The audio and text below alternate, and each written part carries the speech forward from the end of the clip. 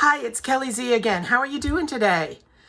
If you've seen my video series and been following it, you know I talked a little bit about the chocolate research that I did for the book Read My Lips that's coming out soon. You might also have stayed tuned for the excerpt where my hero and heroine first met one another.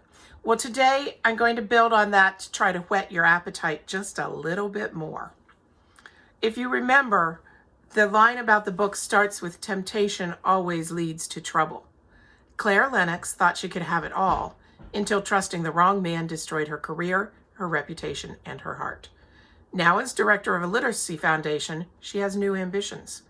But when a sexy client tempts her to love again, does she dare?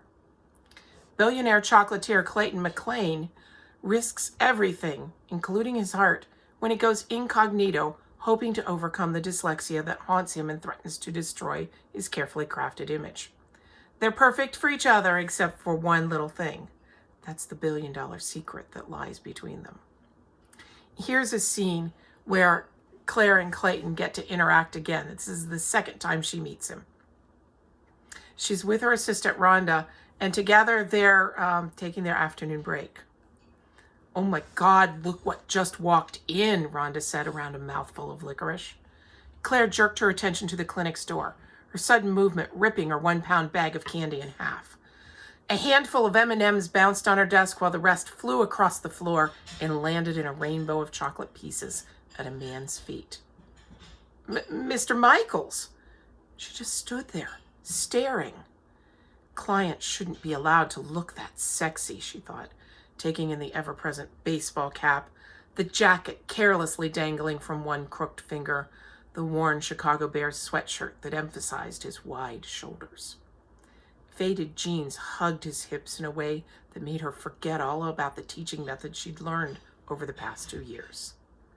A tiny ping drew her eyes to a lone M&M, which dropped from the bag to skip across her desk and join the others on the floor. The movement jolted her back to reality. "You're just in time for our afternoon break," she quipped, smiling at him. When he returned the smile, her knees went from solid to soft as quickly as a chocolate bar lying in the sun. "I'll clean this mess up and we can get started." "Let me." Artie stooped to pick up the candy, his jeans tightening around his thighs in a way that sent Claire's temperature soaring.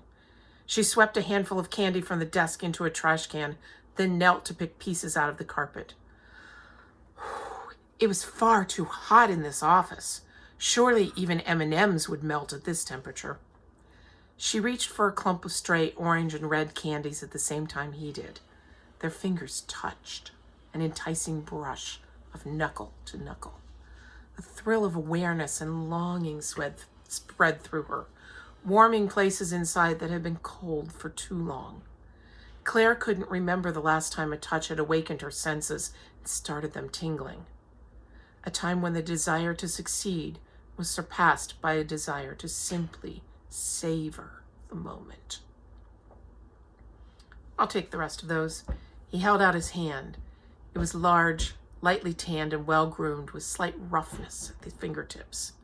A masculine hand, strong and capable.